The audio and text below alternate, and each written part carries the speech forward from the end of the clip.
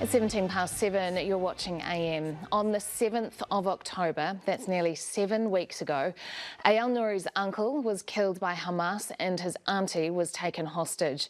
Israel has now agreed to a 4-day pause in fighting in exchange for the release of 50 women and children seized by Hamas, and 150 Palestinian prisoners will be released from Israeli jails. Ayal Nouri joins us now. Ayal, thank you so much for being with us. We spoke to you on the program a few weeks ago and you told the story of your auntie and your uncle, and we appreciated you sharing that with us. And now we're wondering, have you found out whether your auntie will be among the hostages who are going to be released? There is no absolute positive news that she will be released in this deal. There are lots of rumors passing around. In some list I saw her name, in some list I didn't. And this is part of the things that are trying to break our spirits, and we are in a roller coaster. We hope that she's going to be released. I'm positive she's going to be released, but we don't know if it's going to be right now. When will you know for sure? Have you been told that there will be confirmation at any point? Yes, we got initial information about my aunt about 3 weeks ago, where her friend was released from captivity.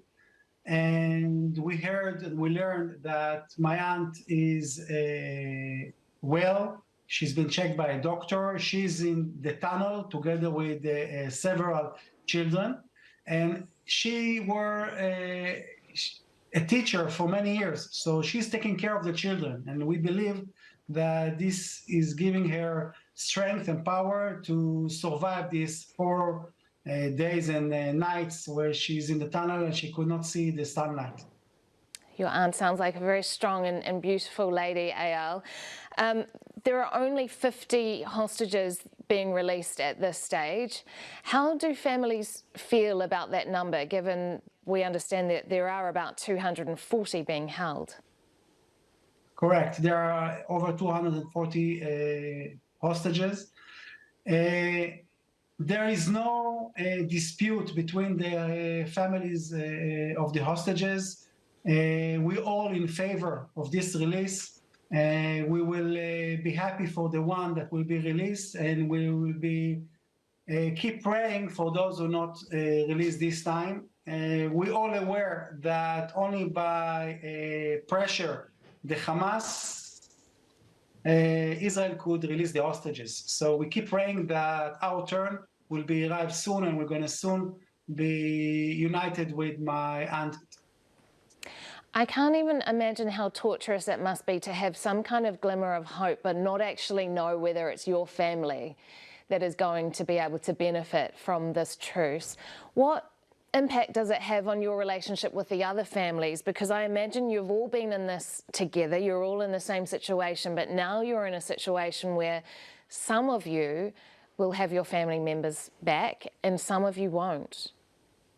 I can tell you that we are now one big family, all the families with hostages, because we are seeing each other in every event that we are having. If it's in Tel Aviv, last week I marched together with my whole family, my wife and all my cousins, and we marched to Jerusalem together with in the beginning there were hundreds, and we end up in Jerusalem. Over 20,000 people join us. So we see all the families and we are talking, and everybody encouraging each other. We understand that in reality, we cannot release all of them at once. So it's like a Russian roulette, who is going to be released this time and who is not. And it's devastating for the one that is not be released. I know we are keep hugging each other and we supporting each other. And this march also went through the house of Noah Marziano, a young child, age of 19. She was held by the Hamas, and we saw her picture and video. And after a few days, they killed her, and her body was retrieved by the army. So everybody marched through her parents' house, and we tried to encourage them. And we got from her parents a lot of encouragement supporting the other families. So we are one big family, and this is the way it's going to be. We're going to be happy for those who will be released and pray for the one who don't. And, you know, I'm keep my finger crossed that my aunt will be released this round. Finally, Eyal, we do have to leave you shortly, but just want to ask, do you believe the 4-day truce is long enough? Would you like to see a more permanent ceasefire? It's not a question of what I can believe, because Israel is going to continue fighting. And the only way to release the hostages is pressing the Hamas. There is no other way. They will not volunteer for any additional exchange.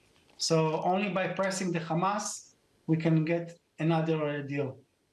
Eyal Nuri, thank you very much for joining us. Eyal's uncle was killed by Hamas and his aunt Adina has been taken hostage, and they are still waiting to find out whether she will be among those who are released in the coming days. We're joined now